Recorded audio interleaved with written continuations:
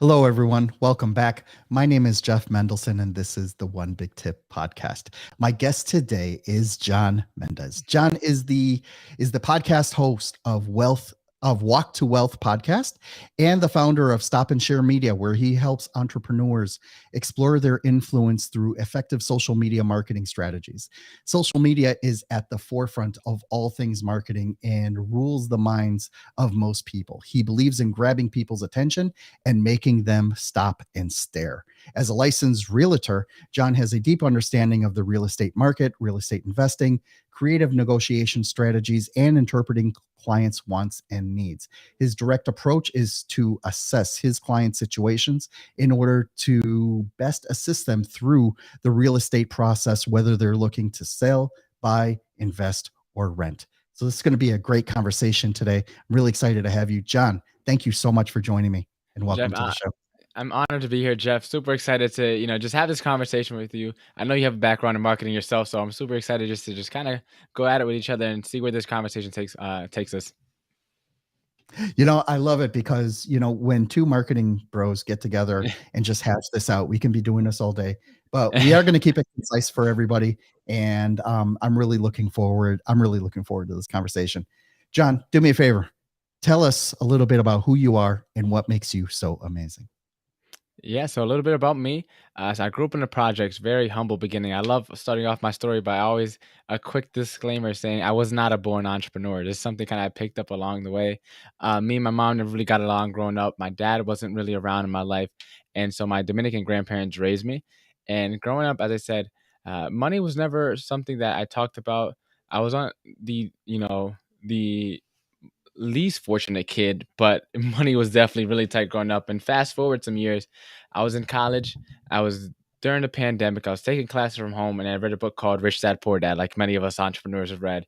And then from there, my paradigm shifted, and I went into the personal finance rabbit hole. Started teaching myself, how to build my credit up and how to get a proper bank account and how to, invest in index funds. And when I came back that spring sophomore semester, I was like, well, I already seen the light. I can't go back to doing these regular college classes and knowing what I know now.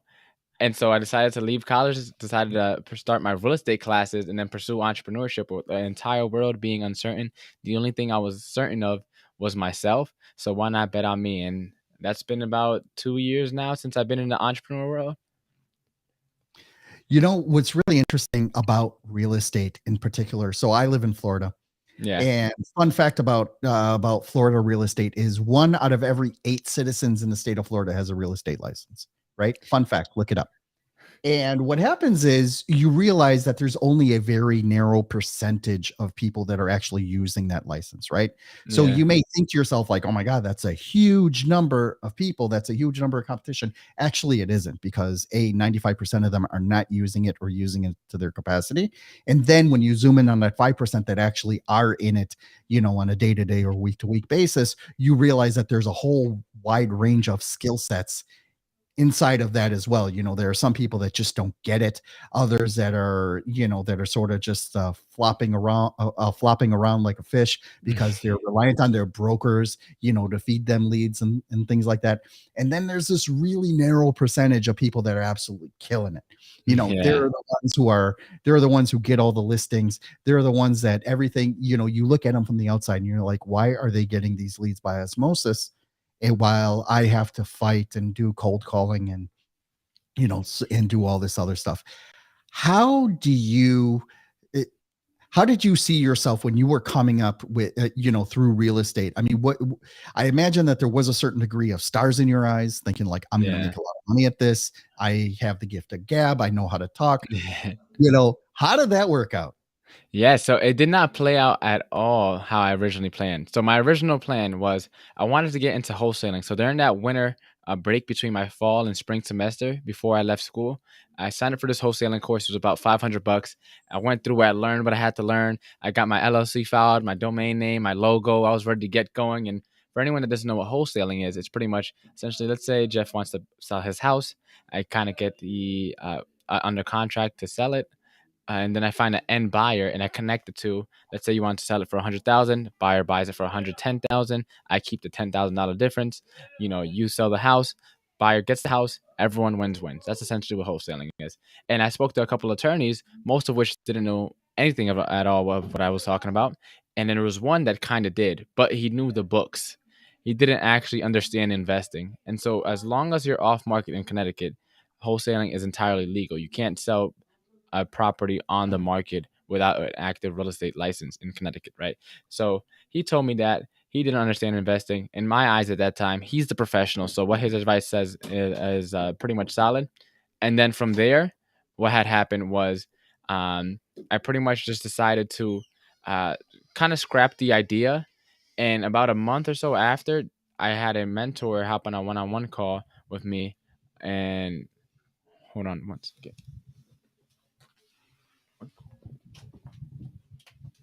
I am sorry about that. But anyways, what I was saying was that pretty much I had a mentor teach me about getting a real estate license, and from there I was like, oh, okay, well now maybe I'll just pursue my license, and that's what I use to get into my um, investing. So I figured, okay, I use my license, I'll become a top agent, use the money that I get as a realtor to start investing. And then as I start selling more houses, eventually people would find me credible enough to start public speaking, which is where like really wanted to see myself in the long run. And then along the way, I started teaching social media classes. I've taught social media to hundreds of realtors. I started up my podcast. I was still working at a restaurant part time. And my issue was shiny object syndrome. So I'm a very creative person. But one thing that I learned over the past year or so is that when opportunity calls, sometimes there may be multiple opportunity phones ringing at the same time. And the thing that you shouldn't do is, which what I did, is pick up all the phones at the same time and try to have a conversation with everyone. And throughout, reflecting and constantly not hitting the goals that I set for myself, I realized that where I see most fulfillment, I came across this concept called Ikigai. And I started thinking about my life, and where I get most fulfillment is from spreading my message about, building a wealthy, abundant life and helping other people my age that don't want to go the traditional route, that wants to get into entrepreneurship, helping them find a way. And so I decided to double down on my podcast, and I actually am no longer focused on real estate, but I am going to keep the license active just for the referral and the passive income that I could get from it, and leverage it that way until I'm ready to start investing myself. I love that. I love that trajectory because basically what you're talking about is, like you found a North Star. You Yeah. found something that you can go and like, okay, this is what I'm going to, this is what I'm going to follow. This is what I'm going to do. And believe me, I feel you about that shiny object syndrome because, it feels, you almost feel like, yeah, I can do it. But if it distracts you and it takes you away from your core goal, then it could really lead you down a dark place. Cause then you're just, talking to people that are maybe one hit wonders, Yeah. and they don't necessarily, then it becomes a job. It's not really a business, right? Yeah. And you know what a job is. Job is job, just over broke. Yeah. You don't want that is definitely somewhere you don't want to be. That's why Uh, most agents leave the business, right? Because the same reason they got in to be on their own is like they realize how much work actually goes into it.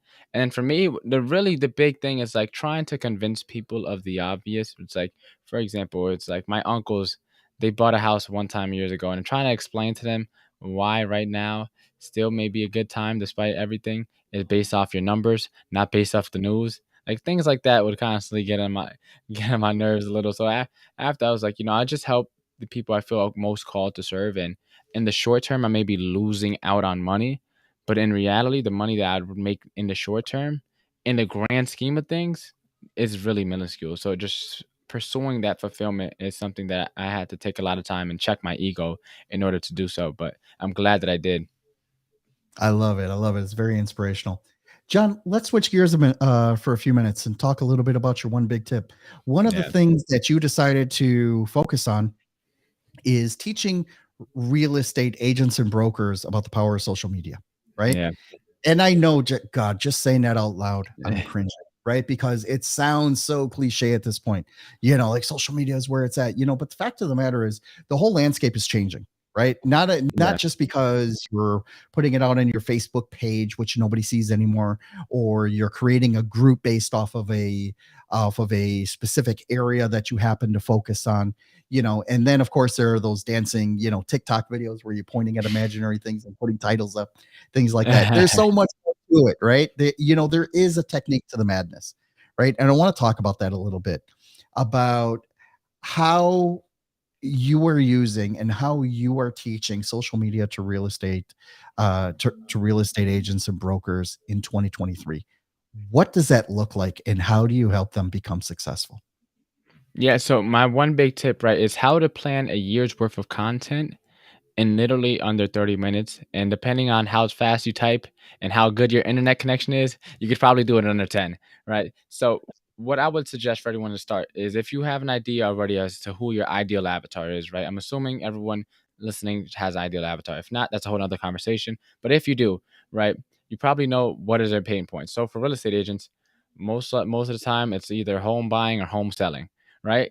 So you go on answerthepublic.com. You put into the thing home buying or wholesaling, depending on which one you're more focused on. That'll generate a giant list of things and questions that people are looking for. Now, here's the next step to that. You want to then go on to Chat GPT, and you want to then generate from the answer to public, take 12 of the questions and ask ChatGPT.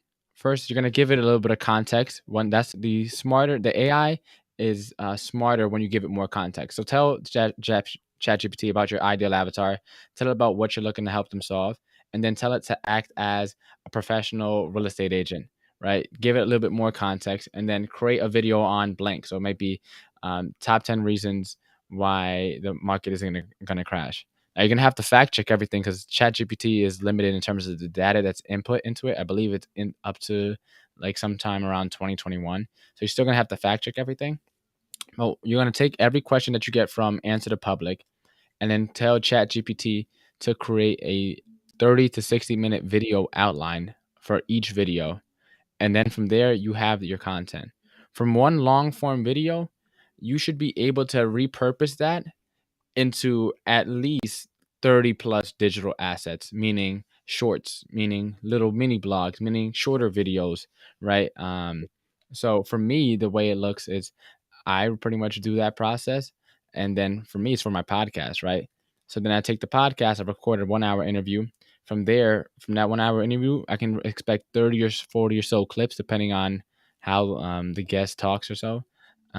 Some people talk more bullet pointed, some people talk in stories, so it's harder sometimes.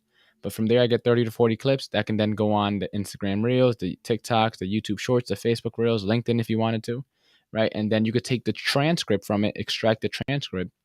Now that could either turn into one big blog post for you, or it can turn into mini blog posts, right? And you could use, Jasper and some of these other sites, and use Grammarly as well to make sure that the grammar is all correct and that all the words match up, right? And then you could take the audio from that 1 hour video and then extract that into your podcast and have that upload to using Buzzsprout or Anchor to 20 plus podcast directories.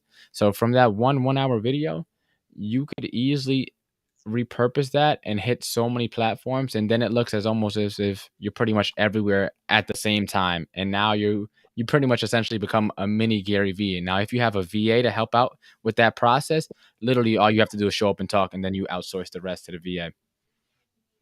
I love it. Because that was so actionable, step by step. I think, a couple things.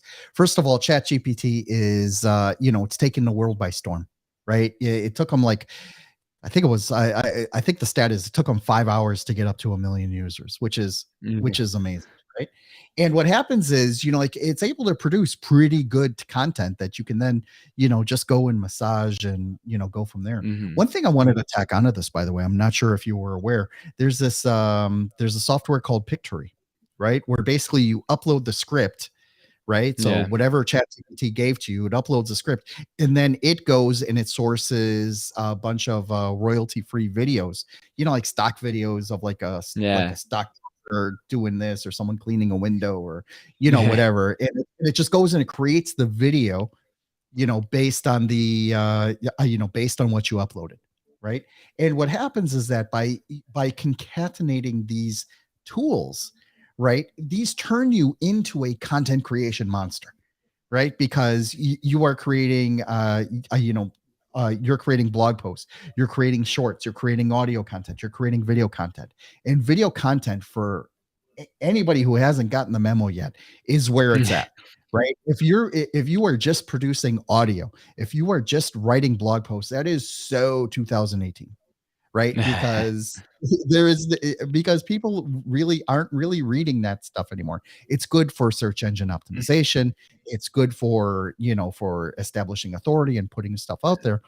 But the fact of the matter is people want it quick, right? And they want it to come at you really hard, really fast, and they want to be informed, Yeah. and they want to be informed very quickly, right? You could watch a YouTube video for, 20 minutes that teaches you this stuff, or people are even going to TikTok and you get the same content in under 2 minutes. Why? Because they mastered, the way of providing all that content very, very quickly.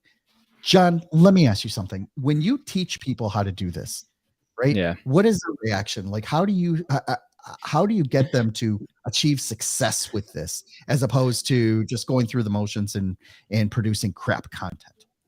Yeah. So the initial reaction really is like, oh my goodness, John, like what on earth is this? I literally taught a chat GPT course a couple weeks ago from the time we're recording.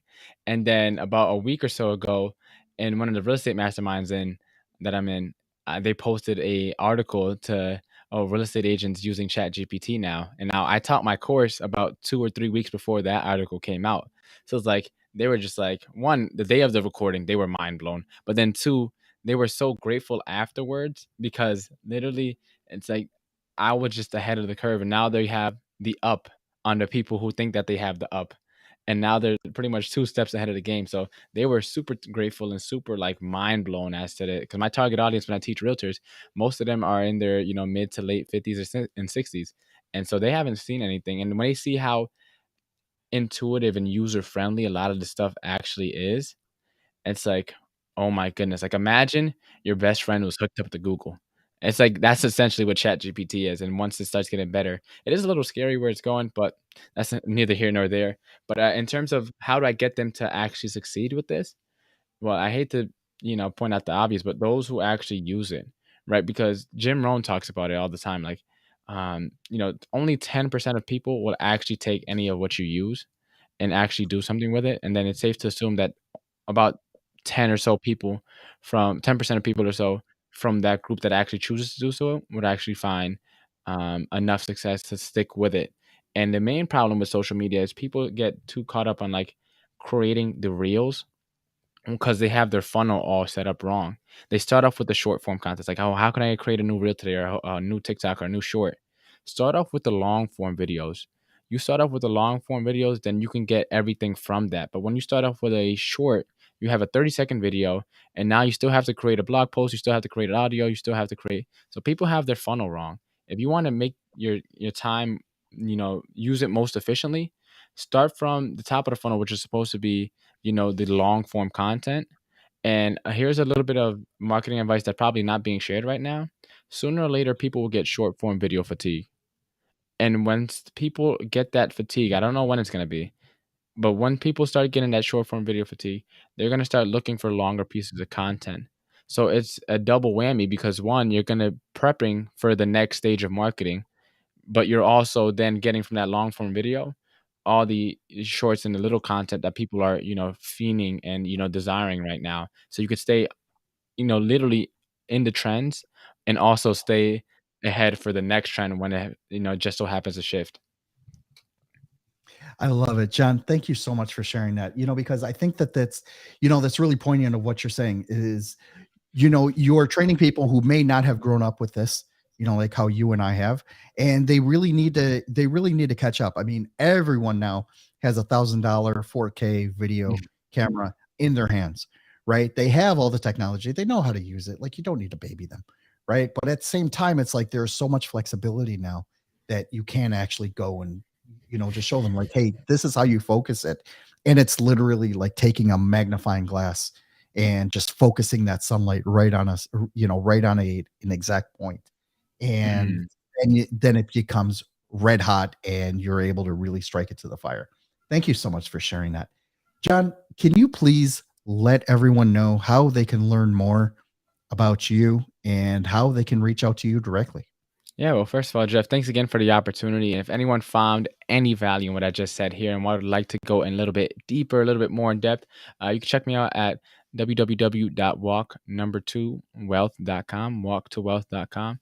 There you can find all my social media, my Instagram, my website, my podcast, everything there. If you wanted to go a little bit deeper in terms of working with me for, social media and content creation services, definitely DM me at John Mendez Official on Instagram. My site is currently being worked on, so there's going to be a loading screen if I send you to that website. So for now, just check me out, walk2wealth.com. You got it, man. John, thank you so much for joining me. This has been a lot of fun. I love talking about this stuff, and I really appreciate you breaking it down for the audience.